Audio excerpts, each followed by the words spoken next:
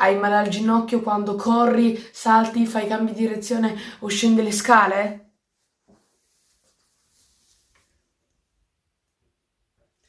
Beh, allora benvenuto nel club dello Sgutschlatter.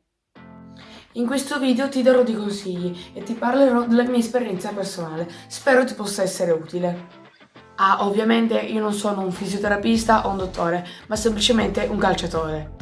Partiamo dal nome. Osgood-Schlatter è una patologia che prende il nome dai due signori che l'hanno scoperto.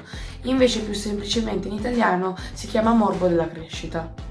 Stai tranquillo perché si risolve da solo, ma ci vuole tanta pazienza. Dopo avercelo avuto, ho scoperto che anche molte altre persone sportivi come me ce l'hanno avuto. Infatti anche dei miei compagni ce l'hanno avuto, ma stai tranquillo.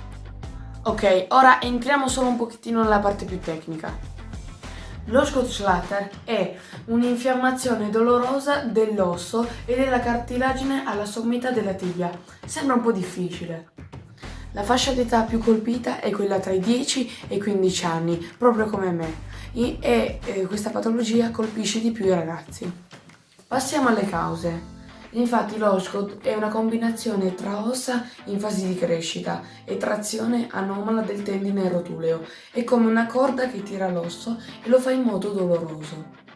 E qual è il risultato? Beh, dolore nel correre, nel cambiare direzione e personalmente anche salire e scendere le scale. I sintomi sono dolore, gonfiore e sensibilità. Passiamo alla durata. Beh, c'è un punto positivo, ovvero che è un dolore passeggero e di conseguenza prima o poi passa.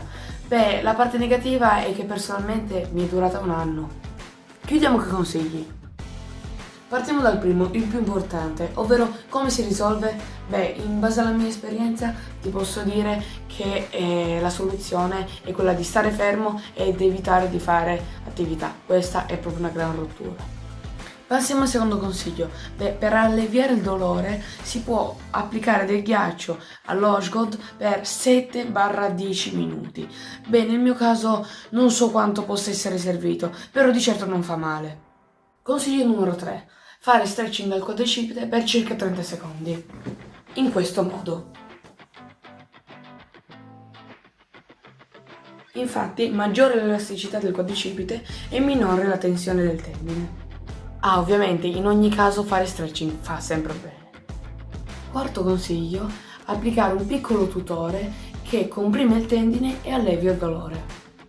Il tutore si chiama fascia sottorotulea. Nel mio caso non so dirvi quanto possa essere servito, ma in ogni caso non fa male. Il consiglio numero 5, molto importante, è farsi vedere da un dottore o un fisioterapista, perché questo era semplicemente sulla mia esperienza. Per riassumere, riposo, pazienza e la certezza che potrete tornare al 100%. Non perdetevi d'animo.